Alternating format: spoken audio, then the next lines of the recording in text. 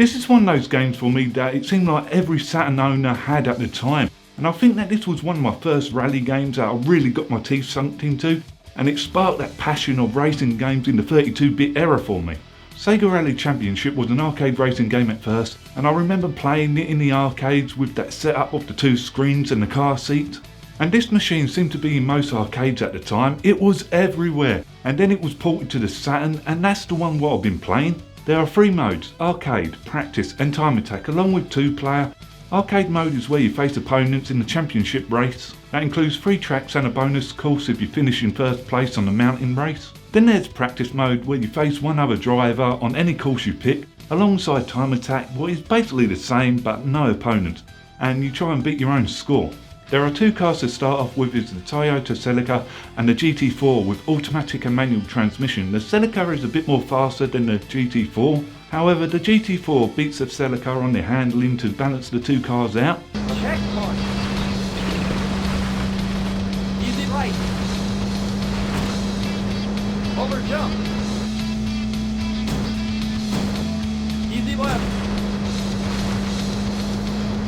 Easy left, easy right.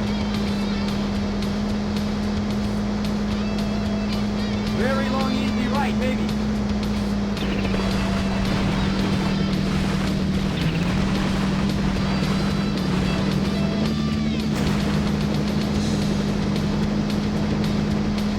Finish!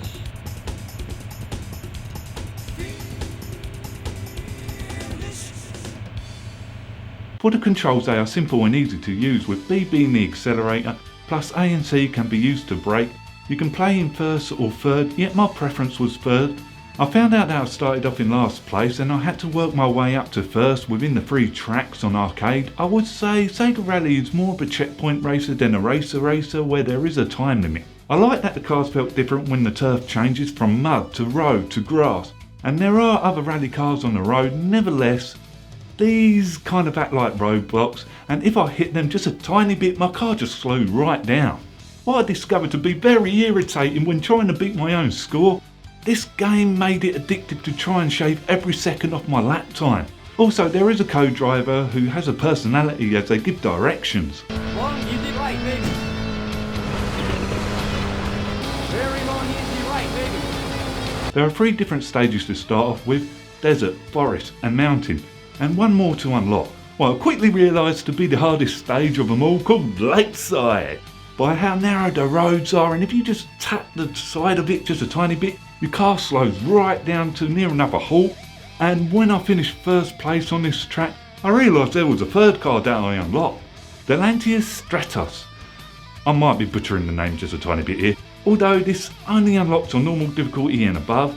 Now the Lancia is the fastest car with good handling, however there is a catch where it doesn't beat the other cars, is the traction. This car can easily go out of control, which I found out, and will take time to get used to. Except if you can master this car, I would say that this is the best car in the whole entire game. I was a little bit let down that there weren't more race tracks and cars to unlock, especially where I liked the tracks, because I felt like they were well designed to the game, and it just left me wanting more of it. Yet there is a lap time total scoreboard at the end with the car that you use, and you can put any initials or go mad with anything what you want to put it.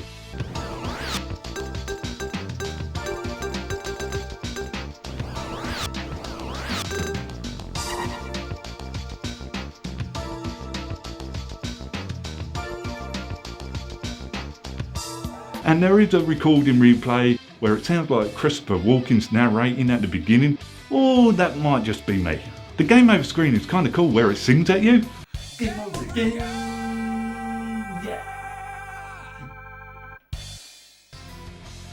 There is also an option menu where you can change your settings and difficulty, also a number of laps from 1 to 3, and there is car tuning menu as well. For the graphics, I would say that it's an achievement for the Sega Saturn at the time, but it hasn't really aged well for today's standards, where it's all pixelated and it can be hard to tell on the mountain race what is a wall and the road, where it sort of blends in on a certain part of the track. For the game soundtrack, I think that's alright, yet the one that stuck out to me was the first stage with that catchy music that got me into the rhythm of the game where I couldn't put down the controller. 3, 2, 1, go!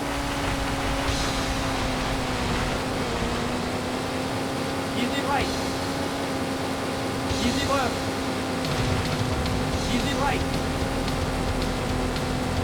Over jump. Easy right. Long medium right. Checkpoint. Easy right. Over jump. Easy left. For how long the game is, I would say no more than 10 to 15 minutes. Still, to master it is something else. So in the end, I thought that Sega Rally is an alright game and I would recommend it. I did have fun playing this game and I was surprised by how addictive it was. I just kept on going back to it over and over again. So have you played it? What do you think of it? Leave it in the comments below. Until next game, I'm off.